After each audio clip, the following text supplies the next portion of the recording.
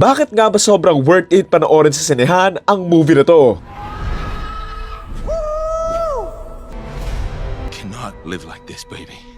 In hate.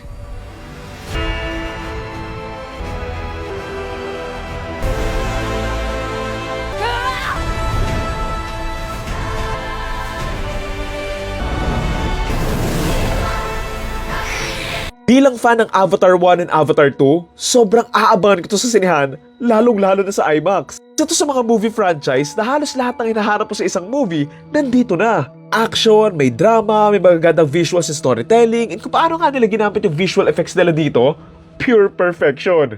Napakaganda kaya ng Pandora. Kung totoong lugar yan, tumira pa ako dyan eh. So to summarize, ano nga ba yung kwento ng Avatar? Tungkol ito kay Jake Sully na isang sundalo na nagpunta nga sa Pandora para sa isang misyon kung saan dito nga niya nakilala ang isang Na'vi warrior na si Neytiri.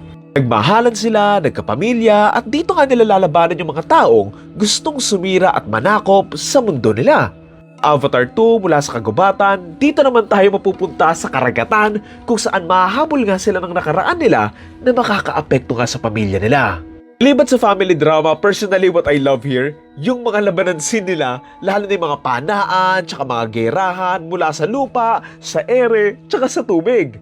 Liban sa labanan, may puso nga din itong mga movies na ito na lalabas nga doon sa Sully family, lalong-lalo na kung paano nga nila pinoprotektahan yung isa't isa. Meron man akong aabangan sa bagong Avatar Fire and Ash, ayun ay kung ano nga ba yung bagong lugar na mapupuntahan nila, sino yung mga bagong makakalaban and makakasama nila, and paano nga ba makakaapekto yung nangyari sa anak nila doon sa pamilya nila. Kung may time and budget kayo, panoorin nyo na nga to sa IMAX kasi based sa visuals ng 1 and 2, for sure, mas grabe pa yung makikita natin dito. Immersive lang talaga yung experience with all the shots, the VFX, lahat ng details and everything, mapadramatic and action moments man, iba lang talaga yung feeling kapag sa IMAX mo pinanood yung visuals nito.